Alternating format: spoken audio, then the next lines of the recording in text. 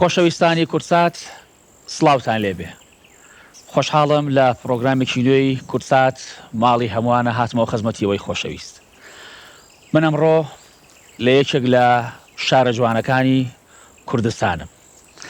شارێک ئامێزی کراوە بۆ میوانی، فەرشی ڕۆحی ڕاخستووە وەک هەرێزی لێوەکانی. من ئەمڕۆ لە شارە جوانەکەی دەربەنی خانم لە خزمەتی خزمان و ئەزیزانی دەربەنی خانم. میوانانی پرۆگرامەکە مامۆستا کۆچەر، دکتۆر فەلاح، هاوڕێ ئەمجاد، مامۆستا سەیوانی ئەزیز، هاوکات گۆرانی بێژانی خۆشەویست، کاکە محەممەد، مامۆستا مەریوان، کاکە توانە، هەموو لایەکتان بەخێر بێن. زۆر خۆشحاڵم کە ئەمڕۆ لە شارە جوانەکەی دەربەنی خانین و لەم سروشتە جوانێ. سەرتامێ بچمە لای مامۆستا کۆچەری ئەزیز. مامۆستا گیان ئەگەر مایکەکە بگری بەدەستەوە و یاخوا بەخێر بێی سەرسەر و سەرچاو. دەنگ و باستان چۆنە؟ چاوەکانتان ماچەکە. دەنگ و باسی شارەکە لە چیایە؟ شارێکی جوان،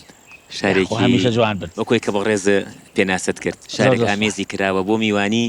فەرشی ڕۆحی ڕاخستووە وەک هەرێزی لێوەکانی. بەڵێ هەمیشە دەربەنی خان بە میوان دۆستیەکان ئاناسرێنەوە بەڕاستی. زۆر خۆشحاڵم لە خزمەتیەوە مەمڕۆ. مامۆستا پێم خۆشە پاسی ئەوم بۆ بکەی کە مێژووی دروستبوونی دەربەنی خانە گەڕێتەوە بۆ کەی؟ ئەلبەت دروستبوونی شاری دەربەنی خان دەگەڕێتەوە بۆ ناوەڕاستی ساڵانی پەنجاکان کە ئەو کات لەلایەن حکومەتی ناوەندیەوە بڕا دەدرێت لەسەر دروستکردنی بەندایەک لەم جێگایە و لە هەمان کاتیشدا هەر لەگەڵ هەمان پرۆژە تونێلی دەربەندی خان هەیە. ئەلبەت تونێلەکەش دەکەوێتە سەر ئەو ڕێگایی کە زۆر لە کۆنتر داواتەوە بڵێن لە سەردەمانی پێش ئیسلامیش هەتا لە سەردەمی بابلیەکان و سۆبەریەکان و ئاشوریەکانیش کە ئێرە ڕێگایەک بووە لەو ڕێگا سەرەکیانەی کە پێوتراوە ڕێگای تەیسەفۆن، شیز، شارە زور. واتە بە هەمیشەی لێرە ڕێبواران هاتشویان کردووە بۆ ئەوەی کە لە گەرمیانەکانەوە لە بەم زنجیرە چیانە دەروازیان بێت و بگەنە کوێستانەکان. واتە دەربەندی خان لە ڕووی جوگرافیەوە هەڵکەوتێکی سروشتی با بڵێن لە ڕووی هەرناسیەوە و ناوچەی شاخەوێت تا ڕادەیەک ئەمە شوای کردووە کە لەگەڵ دروستکردنی بەنداوەکە دابی لە دروستکردنی تونێلیش بکرێتەوە. واتە ئەو بەنداوە کە دروست دەکرێت دەکەوێتە سەر ئەو ڕێگا سەرەکیەی کە هەر لە کۆنەوە با بڵێن ڕێبواران یاخود ئەو قافڵە بازرگانیانی کۆنی میلەتانی وەکو ئەکادیەکان و بابلیەکان خۆیان ئەماژیان پێ کردووە لە سەرەتا تاقە قوڕینەکان دەبێت بیل لەو ڕێگا بکرێتەوە. ئەمەش دەبێت دوو پرۆژە بۆ دەستپێکی بنێردانی ئەم شارە کە لە زۆر ناوچەیترەوە ڕێژەیەکی زۆر با بڵێن لەو کرێکارانی کە ویستویانە بێن لەم دوو پرۆژەیە کار بکەن هەر لە شارەکانی خواریی عێراقەوە تاکو دەکاتە کۆمەڵێک شاری تری وەکو هەڵەبجە و سلێمانی و با بڵێن شارەکانی تری گەرمیان و کەلار و کەفری. لە هەمان کاتیشدا تا ڕادەیەک هەندێک خێزان لە دەوروبەری با بڵێن هەولێر و شارەکانی تری سەروەر بە هەمان شێوە هاتنێتە ئێرە. ئەمە وای کردووە کە لێرە قەرەباڵغێک دروست بکرێت ئەو گوندانی کە لە چوارچێوەی پرۆژەکەدا بوون زووتر بیان بدەم پرۆژەکەوە. ئەمە شوای کردووە کە کۆمەڵێک با بڵێن لەو گوندانە دێنە شوێنی ئێستای شارەکە و کۆمەڵێک خان و باڵێن دروست دەکرێت. لە هەمان کاتیشدا ئەو بیانیانی یاخود ئەو شەریکە بیانیانی کە هاتوون ئیشان کردووە لێرە یەک دوو کەمپیان دروست کردووە بە ناوی کەمپی خوار و لە هەمان کادا کەمپی عایلی ئەو کاتێک پێوتراوە بڵێن کەمپی خێزانی بۆ ئەو کرێکارانی کە دوور بوون. ئەمە شوای کردووە کە دەستپێکی گەڕەکی سیروان دەبێتە دەستپێکی دروستکردنی شاری دەربەندی خان. دەست چاو خۆش مامۆستا بەبەستە بۆ ئەڵێن دەربەندی خان بەبەست چییە لە ناوی دەربەندی خان؟ ئەلبەت دەستپێکی ئەم ناوە بۆ دەربەندی خان خۆی لەوە سەرچاوی گرتووەکە.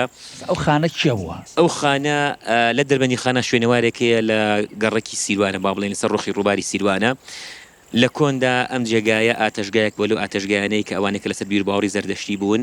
بۆ پەرستشی ئاینەکە هاتوون یاخود بۆ ڕسمی گەڕانی ڕۆڵی ئاینەکە هاتوون لێوە کۆبوونەتەوە. دواتر لە سەردەمی دەوڵەتی عوسمانیەکاندا لەلایەن خان محەممەد خانی عوسمانیەوە ئەم جێگای وەکو شوێنێکی کاروانسەراوە لە هەمان کاتدا بنکەی گومرگیش بۆ ئەوانەی کە خاوەنی مەڕ و ماڵات بوون هاتوون لێوە تێپەڕیون سەرانی لێ وەرگرتوون. خانەکە لەوێ وەرئەگیرێت. بەڵام دەربەندەکەش ئەو دوو لاوەیە کە بەنداوەکەی لە دروستکراوە لاوەی زمناکۆ لەگەڵ لاوەی سەلیم پیرک بەو دەربەندە کە سەرەتای ناوی دەربەندی خانە لەگەڵ خانەکەش دەربەندی خان هەردووکیان دەربەندی خان. دەستە چاو خۆش مامۆستا بچمە لای دکتۆر فەلاحی ئەزیز. دکتۆر جان ئێوە بەخێر بێن. زۆر سپاس بە قوربانیەوەش بەخێر بێن. خۆشحاڵم. سپاس دەکەم. دکتۆر فەلاح هاندەرێکی سەرسەختی بایەرەوە منیش بەرشەلۆنیم بەخوا ناگونجین بەیەکەوە. کاکەهروان تۆ میوانداری منی کردووە من نەبێ سوپاسی تۆ بکەم. تۆ عەزیزیەوە دکتۆر جان. قوربانت بم. یاخوا بەخێر بێ بۆ پرۆگرامەکە. قوربانت بم. دکتۆر جان وەک چۆن لە مامۆستان پرسی لە مامۆستا کۆچەر بۆ مێژووی ئەم شارە ئەچیت ئەبێ بزانین مێژووی وەرزش لەم شارە بۆ کەی ئەگەڕێتەوە؟ بەڵێ کاکارۆنگیان دیارە لەگەڵ دروستبوونی دەربەنی خانە ئەوەکو مامەستا باسی کە سەرەتای شەستەکان شارەکە معالیمەکانی تری دەرەکەوێ وەکو ڕاضە و هونەر و ئەو شتانە جا بە پێ ئەو بەنداوی کە لێرە دروستکراوە کۆمپانیا بیانەکان زۆریان هاتوونەتە ئێرەوە زۆر خەڵکی تریش کە لەو کۆمپانیانە کاریان کردووە لە هەموو ناوچەکانی کوردستان لە خوار و تەنانەت لە سلێمانی و لە دەوروبەری هەمووی خەڵکانێک هاتوونەتە ئێرە هەم بۆ پژێوی کارەکەیان کە لەگەڵ کۆمپانیانە بوون ماونەتەوە کۆمپانیەکان بۆ حەوانەوەی خۆیان دیارەوان لەو سەردەمە پێشکەوتوتر بوون و زەمانێک لێرە ماونەتەوە ئیتر دەستیان کردووە بە شوێنی حەوانەکانی خۆیان لەوانە شوێنی وەرزشیشیان دروست کردووە شوێنی یاری بالە و باسکە و ئیتر وردەوە دەپێکێنانی تیپی تۆپی پێ و اینجا حتا وەکە من وەرم گرتووە تێنسی شەبووە یعنی تێنسی سەر زەوی ئەو کاتە لێرە بۆ خۆیان دروستیان کردووە بەڵێ وردە لەوێەوە ئیتر کۆمەڵی خەڵکی تریشینی کە لەوانە کاک ئیسماعیل نەعمەیە کە خەڵکی ئەم گەڕێکی سیروانەیە کە کۆنترین گەڕەکە وەکو مامۆستا کۆچەر باسی کرد بڵێن کاک ئیسماعیل کۆنترین وەرزشکاری دەربەنی خان تقریبا کۆنترین وەرزشکاری دەربەنی خانە لەوانەی کە لە سەرەتای دروستبوونی تیپەوە لەگەڵ کۆمەڵێک یاریزانی تری بیانی ناو کۆمپانیەکانە کە تەنانەت دیۆنانیشیان تیا بوو یەکدوانێکیان یۆنانی بوون خەڵکی شوێنەکانی تری تیا بووە تیپێ تشکیلەکەن بە ناوی زمناکۆ ئیتر ئەم تیپە ئەبێتە سەرەتای دەرکەوتنی تیپی ینی با بڵێن فەرمی لە ناو دەربەنی خانە وردەم حاڵەتە بەردەوامە بێ لە سەرەتای هەفتاکان ئەم جارە لە ڕێگەی وەرگرتنی ئەو لینە لە ئەوانی ترەوە وردەوردە لە ناو دەربەنی خانی خۆشە کۆمەڵێک گەنجی تر لەو کاتە مەبەسم لەو کاتەیەکە مامەستا حەمایانە خوالێ خۆش بوو و حەمید مەجید زەهاویە برایم ڕەجەبە ناسراوە بە بیلی ڕەجەب کاک مەحموود برایەتی کۆمەڵێکی ترن ئەمانەتی پێ دروستەکەن بە ناوی تیپی بەمۆ ئیتر لێەوە سەرەتای دروستبوونی تیپی فەرمی لە دەربەنی خانە بۆ تۆپی پێ وردەوردە هەڵەکشێ ئەم تیپە بەردەوامە بن تا کۆتایی هەفتاکان ئەفوم کاکسەکەت پێ بڕم بەڵێ تیپی بەمۆ بەڵێ ئایا لە ئێستا ئەم ناوە نوێ نەکراوەتەوە یا مەسەلەن زیندوو ڕانەگیراوە ناوی تیپی بەمۆ کاکارۆنگیان ئەم تیپە ئێستا ماوەیە کە هەمان بوو ینی تیپە بوو بە ناوی تیپی بەمۆ بەڵام وردەوردە خۆتە زانی بەهۆی دەسا و دەستکردنی جیلەکان و ئەو گۆڕانکاریە گەورانە کە ڕوویدا ئیتر لە دوای تیپی بەمۆ تیپی شەبابی دەربەنی خانیە سەرەتا هێشتاکان تا ناوەڕاستی هێشتاکان دروستە بێ ئەم تیپە تا دوای نەوەدەکانیش سەرەتای نەوەدەکانیش بەردەوامە بێ ئەم تیپە ئەوانشمان کە لێرەن ئێستا بە بیرمانی ئەم تیپە سەردەمی زێڕینی تۆپی پێی دەربەنی خانە کاکاروان ئەم تیپە وای لێهات بوو بە معالیمێکی سەرەکی لەم شارە یعنی هەموو گەورە و بچووک و خەڵک کە شەبابی دەربەنی خان یاری بکردایە ویانەکانی هەموو ناوچەکانی سلێمانی بۆ نمونە و کاتە چواربا کەمال سەلیم کە لە ناو سلێمانیە هەموو تیپەکان بڕوان پێ بکە وەکو سەرگرتن سەریان گرتووە لەگەڵ ئەو تیپە یاری بکەن و لە ناوچەکانی تری خانەقین و سعدیە و ئەوانە جالێرش خاڵەکەی حەزەکەم باسی کەم هەر لەبەر ئەوەی ئەو تیپە زۆر ناوبانگێکی وای هەبووە و لەبەر ئەوەی پێگەی ئەو کاتە خۆمانزانی حکوومەتی عێراقی لێرە بوو وەرزش هەنێ جار تەجاوزی ناو ئەم سیاسەتانە ئەکا ئەو بنکەوێزانەی کە لەیرە بوون کۆمەڵی تیپیانە بوو لەگەڵ ئەم تیپی شەبابی دەربەنی خان علاقات و یاریانە کرد هی فەوجەکان و ئەوانە لە ڕێگەی ئەوانەوە تیپێکی بەغایان هێنا مانگی 5 ساڵی 93 مانگ پێش داوینکردنی کۆیت ئەم تیپە لێرە یاریەکی زۆر بەناوبانگی کرد و نەتیجەکەی یەکسان بوون 2-2 یاریزانی گەورەی عێراق سەمیر کازم کە و کاتە بریکارێکی بەرگریکارێکی بەناوبانگی هەڵبژاردەی عێراق بوو تەنانەت ڕوخسەشی وەرنەگرت وەکو شێوازێک بەجی لەگەڵ کۆمەڵی یاریزانی ترا واسقە سەد ئەوانە لە ینی سەلاحەدین بوون ئەو کاتە ئەمانە هاتنە ئێرە ینی مەبەسم ئەو تاتە ئەم شارە بچووکە شهرەتی گەیشتە ئەوەی هەوڵێکی درا لە ڕێگەی ئەوانەوە کە ئەم شارە ببرێ بەیانەیە کە مۆڵەتی بۆ دەرکرێ بەڵام هەوڵەکان بەداخەوە سەکەوتن نەبوو لەو کاتە دەستوشاوە خۆش بە مۆستاجیان خۆشەویستانم من پێم خۆشە پێشەوە بچمە لای مامۆستایانی کە گۆرانیەک بەدەنگی ئەم خۆشەویستانە جۆلێ گونجان نازانم کامیان سەرەتا گۆرانیمان پێشکەشەکە هەر کەسیان بێ بۆ من فەرق ناکە گرنگۆیە ئێمە ئەمانوێ کارێکی جوان پێشکەشی بینەری خۆشەویست بکەین ئەچینە لای گۆرانێک و دواتر ئێمەوە خزمەتی مامۆستایانی عەزیز.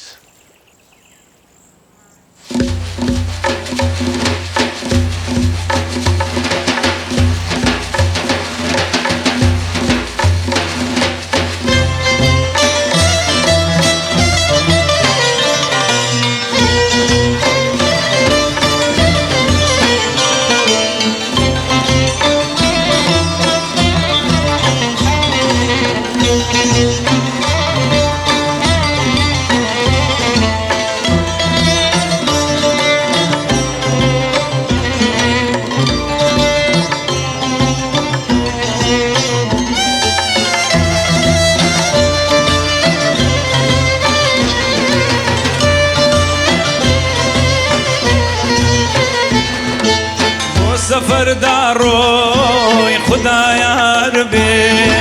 سرم سەرگەردی ڕێی هەوار بێ بۆ سەفەرداڕۆی خوا پشت و پەنا سرم سەرگەردی مانیای ڕێگا لەبیرت مابێ چاوەڕوانتم لبيرد ما بي شاورانتم لني ومشارا زرقردانتم لني ومشارا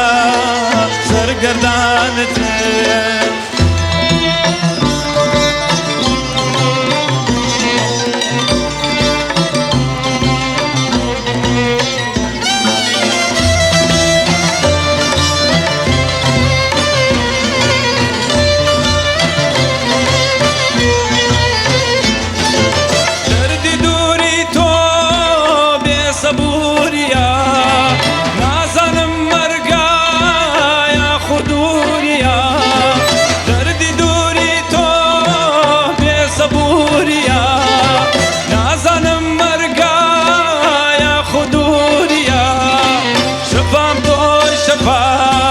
زماني دوريم تعود كان ياوي دلي سبوريم تمام شور شفاي زماني دوريم تعود كان ياوي دلي سبوريم بو سفر داروي خدايا ربي سرم سرگردي ري هوار بي بو سفر داروي خدايا ربي سرم سرگردي ري هوار بي لبيرد ما بي شاورانتم لبيرد ما بي شاورانتم لني ومشارا سرگردانتم لني ومشارا سرگردانتم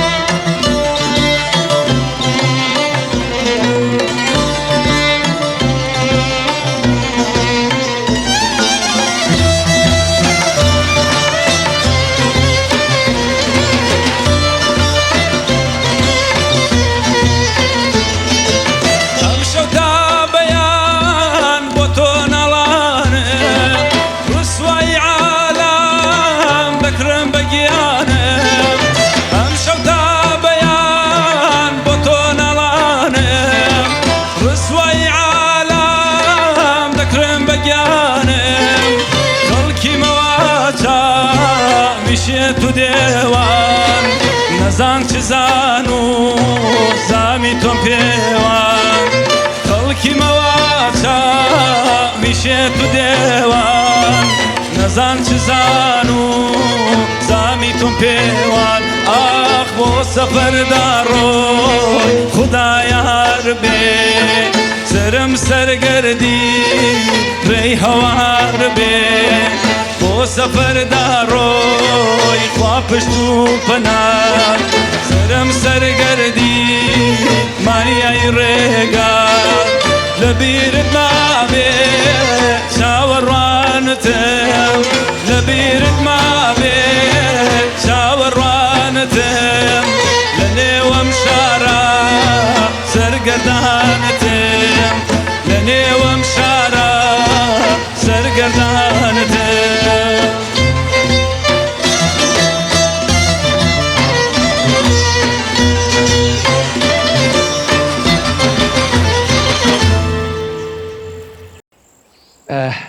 دەست و چاوتان خۆش بێ هەموو لایەکتان منم بچمە لای مامۆستا سەیوانی ئەزیز مامۆستا گیان یاخوا بەخێر بێ بە پرۆگرامەکە زۆر سوپاس بەڕێزیشت زۆر خۆشحاڵم کە لێرە لامان سوپاسانەکەم مامۆستا گیان ئێوە لێرە ساڵانێکی زۆرە ژیانەکەن لە شارە جوانەکەی دەربەنی خان هاوکات خۆت مامۆستایت ڕۆڵی پەروەردە لە شارە جوانەکەی دەربەنی خان چۆن ئەبینیت ئەزانی چۆنە بەنسبەت پەروەردەوە بەڕاستی بەعام ئەگەر پەروەردەیەکی دروست بێ دڵنیا بە کۆمەلگایەکی دروست بەرهەمێنێ باچیت بە پێچەوانەکەشی و پێچەوانەکەیەتی ئەمە بەنسبەت پەروەردە بەگشتی پەروەردە ئەبێ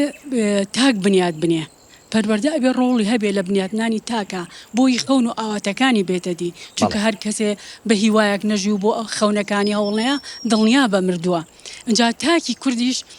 ئەبێ ئەو خەونانەی تیا بچێنرێ بۆ ئەوەی هەمیشە بە زیندوی بمێنێتەوە. بەنسبەت شاری دەربەنی خان وەکو هەموو شارەکانی تر وەکو هەموو پەروەردەکانی سنووری خۆی کە ئێمە هەمومان سەر بە وەزارەتی پەروەردەین هەر ڕێنمایە لێەوە بێت لێرەشەوە جێبەجێ ئەکرێ و دڵنیاش بە شاری دەربەنی خان پەروەردەی شاری دەربەنی خان زۆر لە زۆر ڕۆ هەوڵ و یاوە کەم و کوڕەکان و کەم و کورتەکانی ناو خوێندنگاکان ئەوەسە جیاوازی لەگەڵ شارەکانی کە چۆنە بینی یعنی ئەزانی چۆنە تۆ شاری دەربەنی خان بە حکمی ئەوەی کە من فترەیەکی زۆرە تیاژیاوم با ئەمە بەدەر بێ لە پەروەردە طبعاً شاری دەربەنی خان بتەوێ نەتەوێ مێژوویەکی کورتی هەیە مێژوەکەی کورتە بەڵام بە حکمی دروستکردنی بەنداوی دەربەنی خان وەکو هاوڕێیان ئاماژیان پیا و بوونی دووتنەیلەکە ئەمە بۆ خۆی هاتنی کۆمپانیا زەبەلاحەکانی ئەمریکی و ئەوروپی و لە هەمان کاتیشە هاتنی خەڵکانی بیانی ئەمە دەور و کاریگەری خۆی لەسەر کولتور و زمان و ڕۆشنبیری ئەم شارە دروست کردووە و لە بیریشمان نەچێ بزوتنەوەی جوتیاری لە هۆرێن و شێخان لەگەڵ بوونی حیزبە کۆمۆنیستەکان بە تایبەتی حیزبی شوعی ئەمانش دیسانەوە تەسیری خۆی هەبووە لەسەر ڕوتی فکرا و ئایدۆلۆژیا و ڕۆشنبیری ئەم دەڤەرە و لە هەمان کات شابوونی مامۆستا مەلا قادری باری خێڵانی مامۆستا مەلا قارسۆفی و لە هەمان کاتیشە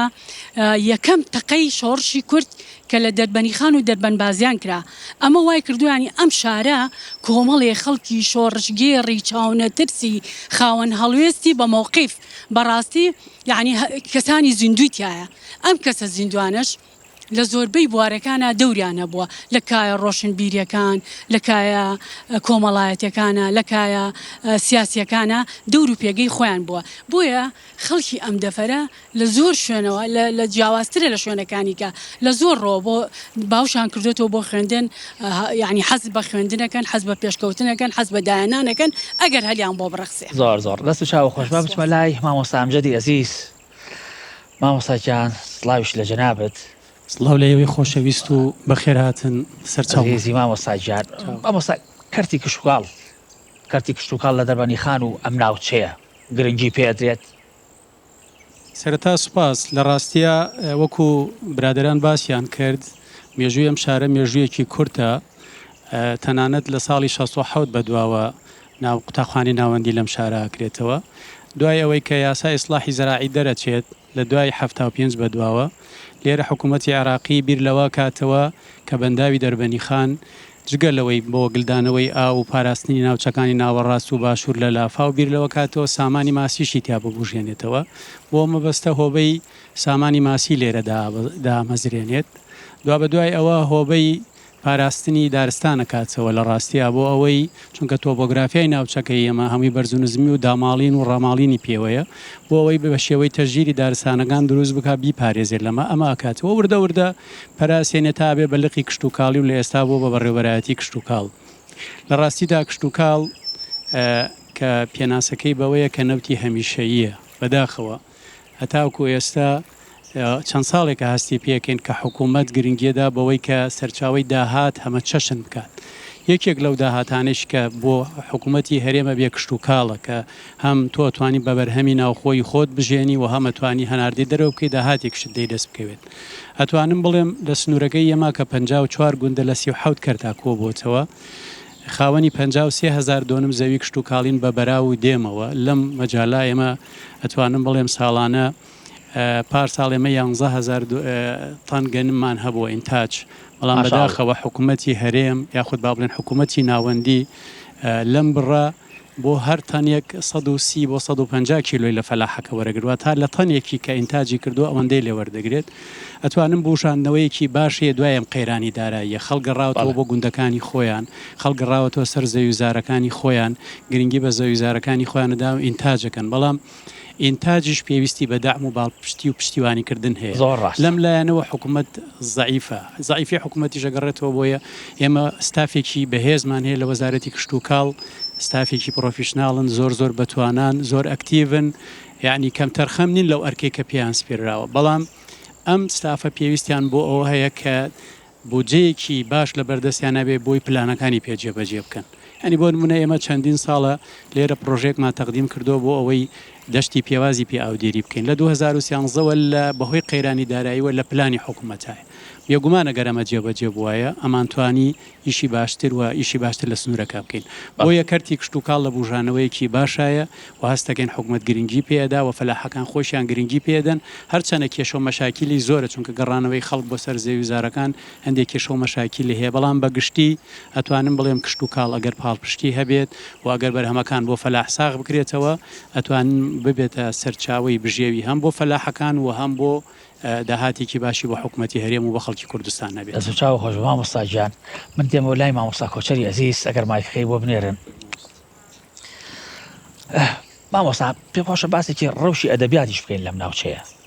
ڕەوشی ئەدەبیات چۆن نەبینی ئێستا لە ئێستا بەتایبەت لە شارە جوانەکەی دەربەنی خان و لەم ناوچەیە بەگشتی ئەلبەت ئەو شەر پەیوەندی و مێژووە هەیە با بڵێ ئەبێت هەمیشە بە زیندوی ڕایان بگرین لە ناوچەی دەربەندی خانە با بڵێن ئەو پەیوەندی کۆمەڵاتی کە هەبووە ئەدەبیاتی دەربەندی خانیش با بڵێن لە حەزرەتی مەولەوی شاعیرەوە کە ئەم جێگەی خۆمان دانیشتوین ئەلبەت لە گوندەکەی بەڕێزیەوە خوالی خۆش بێ زۆر دوور نییە ئەدەبیاتی ئەم ناوچێت تقریبا با بڵێن بۆ ئەم سنوورەکەی مەدانیشتوین لێرە مەولەوی شاعیر کەسێک بووە کە هەمیشە هاتووە بە تایبەتی لەم شوێنەی ئەم مەولی تاوگۆزیە بە تایبەت هاتووە کەمێک لە خواری خۆمانەوە کە پیاوان توە کەرەڕێ هاتووە لەوێ شعری خوێندێتەوە بۆ ئەو ئازیزانی کە هەمیشە تامەزوری شعرەکانی بوون لە هەمان کادا شێخ سەلام سۆڵەیمان هەیە ئێمە با بڵێن یەک بۆ لە شاعیرە باشەکان ئەویش بە هەمان شێوە لە هەمان کاتیشدا ئەو مامۆستا بەڕێزە ئاماژەی بۆ کە مامۆستا سەیوان کە مەلاقەدری سۆفی ڕۆڵێکی بەرچاوی هەبووە لە پێشخستنی ئەدەبیات لە ناوچەکەدا مانوێ هەمیشە با بڵێن ناوچەکە خۆی بە قەرزاری و کەسایەتی دەزانێت لە ئێستایشا بە هەمان شێوە هەمیشە دەربەندی خان با بڵێن لە زۆر لەو بوارانەی کە بواری ئەدەبیاتن بە هەمیشەی ئێمە با بڵێن حزوریان هەیە لەوەی کە زۆرترین ساڵ نازناوی باش بەدەستهێنن لە هەمان کادا بڵێن بەری باشیان هەیە ڕۆشی میری دەربەنی خان ئەلبەت ئێمە دەزانین کە لە کوردستانە خۆشبەختانە لە ئەمڕۆ با بڵێن کەسانی ڕۆشنبیر زۆرە کەسانی خاونە بە هەڵوێ زۆرە لە ڕووی ئەدەبیاتەوە بەڵام دەربەنی خان لەبیرمان نەچێت زیاتر حزوری هەیە لە چاو شوێنەکانی ترە تەمەناکەین لە هەموو شوێنێکی کوردستان زۆر پرۆگرام و بەرنامەکانتان بەشداریەکەم بڵێ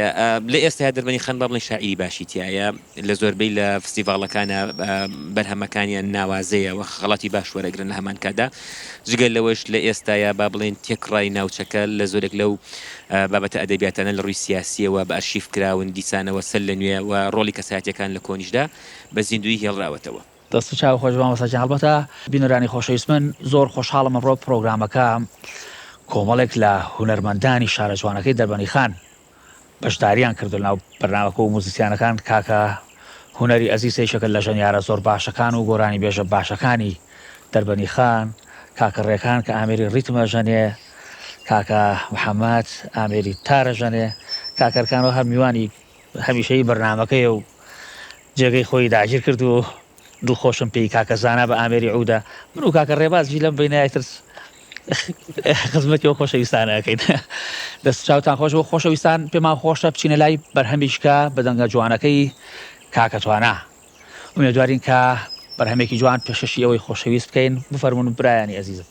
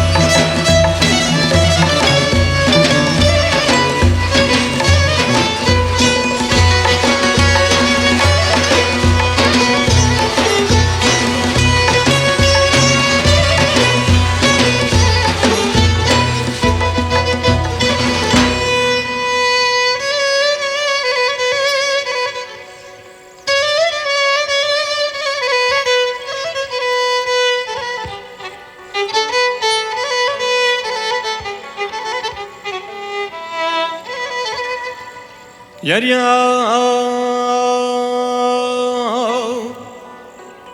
yar yar yar yar yar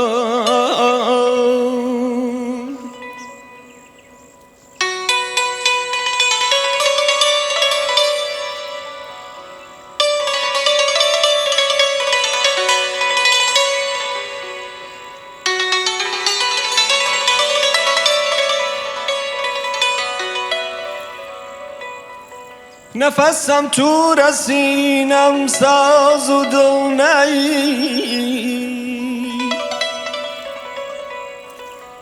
نفسم تو رسینم ساز و دل نی.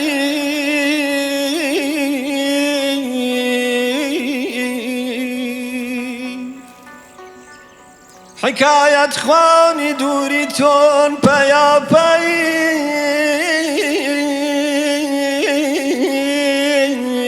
دادی.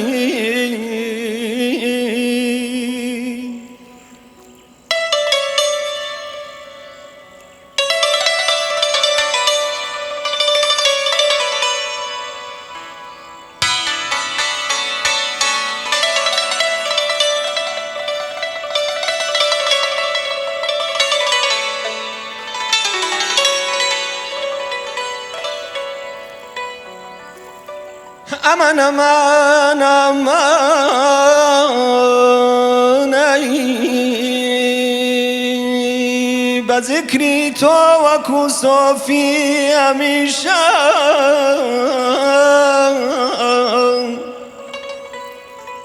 یار یار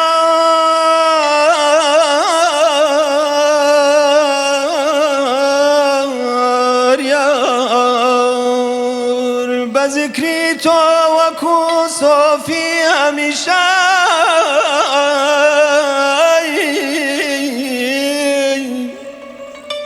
مقاماتی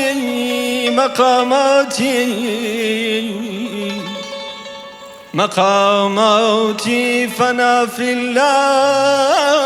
دکمتی.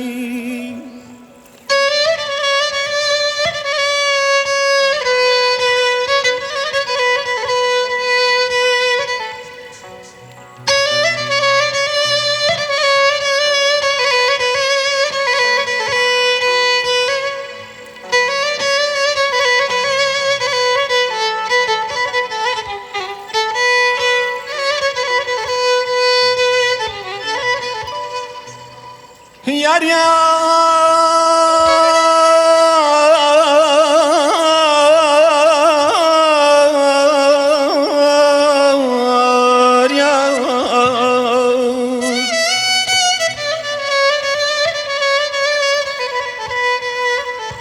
هیدا دیدا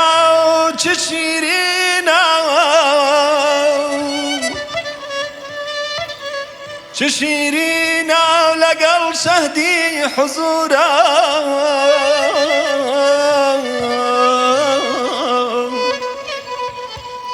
چه شیرینا لقل شهدی حضورا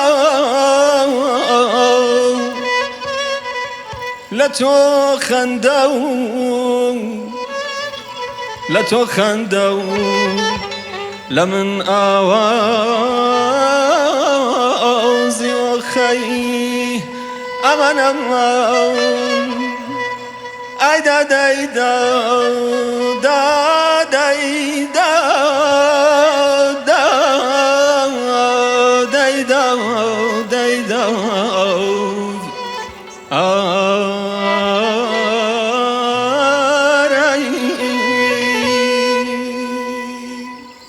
لو كلو دني ساسي حلال وزمزم شركين وجوان خاطي لو باغو جمع لو كلو دني ساسي حلال وزمزم شركين وجوان خاطي لو باغو جمع جين لسر جينا زولفي جين جينا لالهم هلا سواروا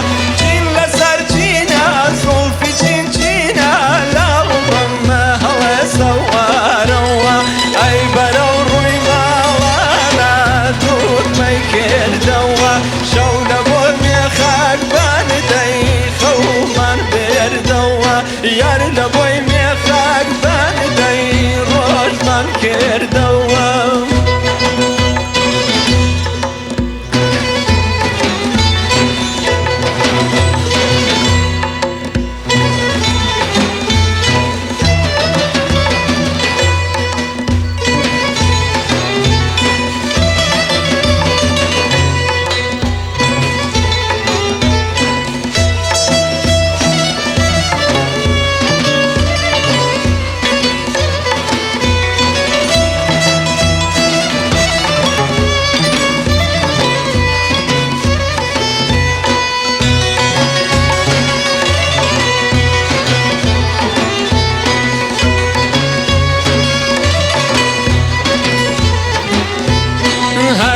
سر سراوی لیل بود توی لنای هر سر سراوی لیل بود توی لنای سر چاو گی وش بیدی او تی نازای سر چاو گی وش بیدی او تی نازای چین لسر چینا زلفی چین چینا لالبم الله سواره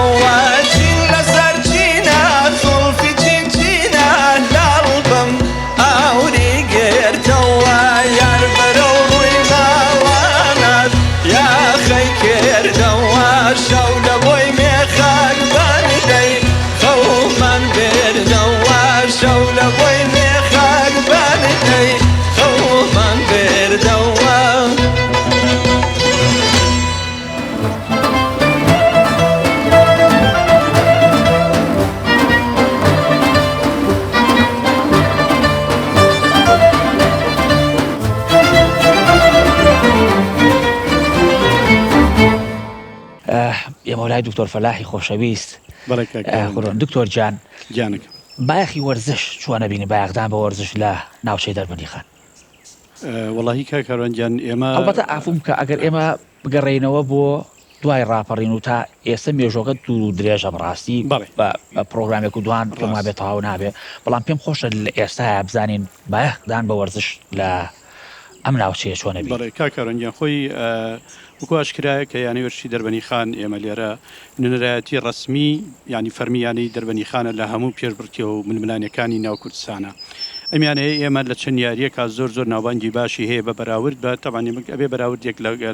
وەکو برادران باسی ئێمە هەمووکو مێژوو هەمووکو ژمارەی شارەکەمان لە 60ەکان و 50کان لە هەولێر و سلێمانی و ئیمکانەتی دارایی ئەوان و حەبزوری شارەکەیان و گەورەی و ئەمانە تۆ بێ بەراوردەکانت لە بینی دوو شتابێکە لە یەکەوە نزیک بن منتەقی بێ بۆیە بەراورد بەوە دەربەنی خان بە تایبەتی لە یاری بالە و باسکە و تێنس ئەم سیاریە بە تایبەتی تۆپی باسکە لە شاری ئێمە یعنی ئەرزەتێکی زۆر باشی هەیە لە هەموو ئاستەکان لە ئاستی پێشکەوتوان لە ئاستی لاوان لە ئاستی خوارەوە بۆ مینی باسکێت هەتا تەنانەت یعنی بۆ خواردتریش ئێمە توانیمانە لە ئاستی هەمویان ململانەی یانە گەورەکانی دەوروبەری خۆمان تەنانەت یانەکانی ناوشاری سلێمانی و هەولێر و لەسەر مستەوای عێراقیش لەسەر ئاستی عێراقیش ئێمە تیپی یەکەمی باسکەی کچانمان لەسەر ئاستی عێراق نایابی عێراق لە 40 ملیۆن یعنی تۆ باسی بەغا و بەسرە و نەجەف و کەربەلا و سلێمانی و هەولێر و هەموو ئەوانەکەی بۆ شارێک کە نەسەمەکەی 40 بۆ 50 ملیۆنە بەڕاستی جێگەی خۆشحاڵی هەمومان تیپی بالەشمان بامان شێوە یعنی ئێمە لەسەر ئاستی پێشکەوتوانیش و لەسەر ئاستی کچانیش لەسەر ئاستی نایابی عێراقین ئەم ساڵ تیپی ئەم حەزەکەم ئەمە تەواوکەم تیپی لاوانی بالەی دەربەنی خان لەسەر ئاستی عێراق دوایاری کردووە لەگەڵ یانەی سلێمانی کە خۆشحاڵە هەردووکیان دوو ناتی خۆمان بوون لە بەغا ئێمە دۆڕاوین دووەم بووین لەسەر ئاستی عێراق تیپی لاوانەکەمان هەموو ئەمانە ئەوەی جێگەی خۆشحاڵیە بۆیە حەزەکەم بێمە سەر فەقەرە مهمەکە دوایی ئەگەر پرسیار کردووە فەرمێ ئەمە هەمووی تیپی و تیپی تێنسی دەربەنی خانیش ئەم ساڵ لەسەر ئاستی پێشکەوتوانی عێراق چوارەمی عێراق بووە چوارەم لەسەر ئاستی پێشکەوتوان بە ئیمکانێتێکی زۆر کەم ئەمانە هەمووی هۆکارەکەی ئەوەیە کە 10 و 5 سەرپرشتیار و ڕاهێنەرەکانمان هەمویان خۆماڵین و اعتیمادمان لەسەر خۆمان بووە بۆیە توانیمانە بگەین ئەمە بەڕاست مامۆستا دەستان خۆش بێ زۆر مای خۆشحاڵێ بەڵام تیپی تۆپی پێکچانمان هەیە تیپی تۆپی پێکچان بالەمان هەبوو بەڵێ تۆپی پێکچانمان نیمانە یانەی دەربەنی خان بەڵێ لە پلەکان یاریەکەنیان لە نایابن لە پلێک کاکەڕەنجە ئێمە لە نایابیش وەکوتم دەربەنی خان 5 ساڵێکە لە خولی پلەیەک بووین 5 ساڵە بە جۆدی هەموو لایەک و ئەوانەی برادرانەمان کە لەوێ بوون توانی بگانە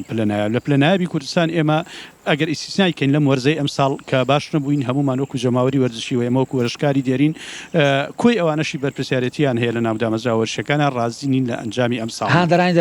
هاندەرانی دەربەنی خان ڕازینین لەو ئەنجامی ئەم ساڵ هەمان بووە بەڵام بە شێوەیەکی کشتی ئەگەر بێت و سەیری شاری دەربەنی خان بکەین وەکو وتومەکو ئەو بەراوردە بیکەین ئەم هەموو قەزایی کە لە دەور و بەرمانە ئێمە لەسەر ئاستی کوردستان چواردەیانی پلەیەک هەیە پلە نایابەیە لە کوردستانە ئێمە یەکێکین لەویانانە و ساڵانە 6 ساڵە بەشداریمان هەیە تا 5 و 6 کوردستان ڕۆیشتوین بەڵام هەندێک جار داواکاری هاندەرەکان و شارعی ریاضی ئێمە زۆر لە حەجمی نادیەکە گەورەترە تۆ ناتوانانی لە پاڵ ئەمیانە گەورانە بۆ ئیمکانێتەوە داوای یەکەمی دووەمەکەی بەڵام نەتایجەکان ئەکرێ زیاتر بە وجودی هەموو لایەکمان بتوانین ئەم ساڵ شتێکی باشتر بکەین لێر هەڵەکەمان یەک شتەکە کاروان وەکو ئەخیر شت حەزەکەم ئیشارەتی پێ بدەم لە ناو تۆپی پێ نەمانتوانیوە ئەزمموی بالە و باسکە دووبارە بکەینەوە اعتیمادمان لەسەر ئەو دیاردە بووە بەداخەوە کە لە کوردستان و هەموو عالمی شایە دیاردەی اعتیمادکردنە سەر پارە بۆ یانانی هێرە یاریزانانی دەرەوە لەسەر ئەساسی حەقی یاریزانەکانی خۆمان بۆیە نەمانتوانیوە خۆمان لەسەر پێی خۆمان بوەستین و من پێشم وایە هیچ کاتێک یاریزانێک لە هەر شوێنێکەوە بیهێنی ئەو بەرپرسیارەتی و خۆشەویستی وەکو یاریزانێکی شارەکە نییە ئەمساڵ بڕیارە گۆڕانکارێکی گەورە لەما بکەین ئەو برادەرەمان لە دەستەی کاگەڕی تازەیانی دەربەنی خانن ئێمە پشتگیرینانین و داوایەکی گشتیشە بۆ ئەوەی ئەوە بکەین بەدەلەوەی ئەنجامی یارەکان هەرچیە ئەیمە ئەبێ قبوڵی بکەین بەڵام با یاریزانی خۆماڵیمان هەبێت بە ئومێدەی کە لایەنی پەیوەندیدار و حکوومەت ئاور لە بواری وەرزش لە دەربەنی خان باتەوە من نەزانم کە خۆشەویستانە زۆر ماندوو بوون زەحمەتی زۆریان کێشاوە بۆ بواری وەرزش بە تایبەت و مامۆستا باسی کرد بەڕاستی ئەو نەتیجانەی کە باسی کرد ئەو ئەنجامانە مایەی دڵخۆشی و دڵخۆشکەرن بەڕاستی دەستشاو خۆش بە مامۆستاجان شما لای مامۆستا سەیوانی عەزیز لێوە خۆی بێدەنگ کردووە یان من نەهاتمەوە لای مامۆستاجان سروشت و هەڵکەوتەی ئەم ناوچەی دەربەنی خان چی بە تۆ بەخشیوە تۆ ساڵانێکی زۆرە لێرەی مامۆستا تۆ بە ئەسڵ خەڵکی دەربەندی خانی بە ئەسڵ خۆم خەڵکی سێوسێنانم لە ئایدی قەرەداخ دواتر بۆ بەهۆی زروف و زەمان و سیاسی و کاتەوە ڕۆشتونەتە سلێمانی هەتا ئەو کاتی هاوسەرگیریم کردووە چەند ساڵە لە دەربەنی خانی لە هەشتاسی و هاوسەرگیریمەتە دەربەنی ماشاءالله بەڵێ ئیتر لەو کاتەوە یعنی لەم شارە ژیاوم بەنسبەت سروشتی دەربەنی خانەوە یعنی ئێماگەر سەیری سروشتی دەربەنی خان بکەین سروشتێکی هێندە جوانی هەیە مەگەر هەر شایانی ئەوەیە شاعیرەکان دانیشن و وەسفی بکەن ئەم شارە لە دامێنی زنجیرە چیاکانی بەرانان و زمناک و گوڵان و زەردە و خۆشکە لە نێوان دوو بەنداوی گەورە و بچووکی سیروان و چەمی دێوانەیە لەبەردەم ئاوەشینە جوانەکەی خەمڵیوە و گەورە بووە بتخانی بەرکەل ئەشکەوتی کوونەبا ئاتاشگای زەردەشتیەکان پەیکەرە بەناوبانگەکەی بێلوولە یعنی شایانی ئەوەن بە هەموو گەشتیارانی دنیا بناسرێن لە بیرمان نەچێت تو ئالێ رادانیش توی سەیری بانی قۆینکە سەیری وڵوەر و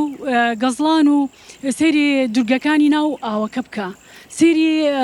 بیرکێ بکە سەیری ڕۆخی سیروان بکە سەیری ئەو دیمەنە جوانی هەردوو بەنداوەکە بکە بەڕاستی پێمانەڵێ ئەم پەروەردگارە ئەم شوێنەی هەر بۆ گەشت و گوزار زۆر سروشتێکی جوانی خۆڵقاندۆ بەڕاستی بۆیە هەل لێرەوە داواکەم کە لایەنی پەیوەندیدار ئاوڕێکی جدی باتەوە لەم شارە لە ڕێگەی کناڵە جوانەکەی بەڕێستانەوە کە ماڵی هەمووانە ئەویش هاوکار بێ بۆ ئەو مەبەسە لە یەک کاتە هەم هەری کارە ڕخسێنێ بۆ گەنجەکانی ئیتر دوور ناکەونەوە لە شارەکەی خۆیان و لە هەمان کاتیشا سروشتەکە بە پارێزگرایی و بە جوانتری خاتە بەرچاوی خەڵکی شارەکەش و خەڵکانی تری بێگانە بە دڵنیاییەوە کەناڵی کورسات هەمیشە ماڵی هەمووان و درێخی نەکردو لە خزمەتی هەمووان و لە خزمەتی ئەوەی خۆشەویستیش من ئەچمەوە لای مامۆستا ئەمجەدی عەزیز مامۆستاجە من ئەزانم وەکو پێش پرۆگرامەکەش باسمان کرد ئێرە کەژوکێوێکی جوانی هەیە و دیارە حیوانی کێویمان هەیە و لێرە ڕاو ئەکرێنم حیوانان ئایا ڕۆڵی برایانی پۆلیسی دارستان چۆن ئەبینی لەم ناوچەیە ئەم حیوانە کێویانە پارێزن لە ڕاستیە سروشتی ناوچەکە وەکو مامۆستا باسی کرد و هەڵکەوتەی ناوچەکە هەموو جۆرە ئاژەڵێک هەیە تەنانەت پڵنگیشی لێ و کەڵەکێوێکی زۆر لێرە بینراون پڵنگ بەڵێ بینراوە ئەو ڕێکخراوی سروشتی عێراقی لە ڕێگەی کامیرەکانی و بینانە و تەنانەت لە قۆپیەکانی قەراقیش بینراوە چونکە پڵنگ پێویستی بە 180 کیلۆمەترە بۆ ئەوەی تایە هاتوو چۆ بکات وەکو خۆمان نیە لە خانێکی 200 متریایی دارەکەین تقریبان 180 کیلۆمتر لە ڕووی علمیەوە بە محەڕەماتی خۆی ئەزانی هاتوو چۆیتیەکە ئەمە ئاژەڵانە ئەتوانم بڵێم ئاژەڵە کێویەکان ساڵ لە دوای ساڵ لە بوژانەوە و لە پێشکەوتن و لە بەرەو پێشوونایە ژمارەکان هێندە زیادی کردووە بە حکمی هوشیاری خەڵک ئێستا تەنانەت لە ڕووی باڵین تونێلی دەربەندی خانەوە نزیکە بنەوە لە خەڵکەکە سڵ لە خەڵکەکە ناکەنەوە ئەمەش دەگەڕێتەوە بۆ دوو خاڵ یەکەم ئەو ڕۆڵە گەورەی کە پۆلیسی دارستان بۆ ئیمکانیەتەکەمەوە ئەی بینن کە لە ڕاستیا جێگەی ڕێز و تەقدیر و پێزانینن کە ژمارەیان کەمە بەڵام ئەرکێکیان گرتووەتە ئەستۆ و توانایەکیان بەکارێناوە کە ئەتوانن بڵێم توانیویانە تەختی هەموو سنوورەکە بکەن و پارێزگاری لە هەموو ئەو پێک هاتە جۆرا و جۆرەی ئاژەڵەکان بکەن لە ناوچەکە کە هەیە کە ئەیان بینین بەتابەتی ئەگەرم تابعی و کامیرانە بکەین لە شوێنەکان ئادانرێت دەرەکەوێت کە هەموو ئاژەڵەکان جۆریان هەیە لە شوێنەکانە بۆیە لایەنێکی تریشی ئەوەیە کە خەڵکی ناوچەکە وشیاری خەڵکی ناوچەکە و تاکی ناوچەکە وای کردووە کە ئەم ئاژەڵانە پارێزراو بن زیاتر ببوژێنەوە زیاتر گەشە بکەن هەرچەنە لێرە و لەوێ خەڵکێک هەیە با بڵێن ئەتوانم بڵێن نامۆن بە ژینگەکە نامن بە وەکو چۆنەڵی تاکو ئێستش چێژ لە کوشتنی ئاژەڵا بیننەوە هەرچەند ئێستا کێشەی خواردن و گۆشت و چۆنەڵی هەموو جۆرەکانی نییە بەڵام ئەم چێژ لەوا بینێ ئەو جوانێ و ئاژەڵە بکوژێ بەڕاستی هەرچەندە یاسایەکەیە کە بە توندی سزای ئەمانەدا بەڵام تا ئێستا خەڵکانێکن هەر بە دزیشەوە ئەم کاراناکەن ئەمە پێویستە لەلایەن کۆمەلگاوە ینی پەنجیان بۆ درێژ بکرێ و ناشرین بکرێن لە ناو کۆمەلگا بۆ ئەوەی ئەم سەروەتە نیشتیمانیە زیاتر بەرەو پێشەوە بڕۆ زیاتر گەشە بدە جێگەی خۆیەتی لێرەوە جارێکی کە هەر لە کەناڵەکەی بەڕێزیشتان و داوا لە بەڕێوەبەرایەتی پۆلیسی دارستانی سلێمانی بکەین